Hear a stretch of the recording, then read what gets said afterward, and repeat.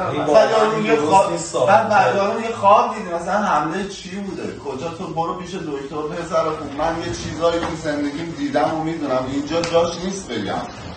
بگم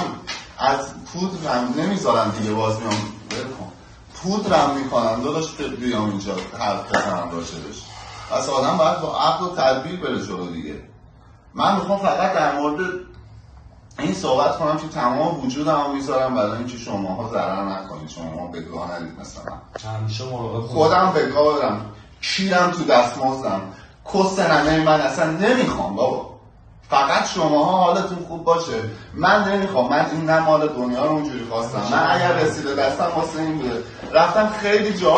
خیلی وقتا تو زندگی بچگی رفتم نشستم قمار کردم پول در آوردم دادم به این اون خدا سر شده دهنم من گاییده شده هیچی نداده بهم یعنی خدا گذاشته برام از همه جا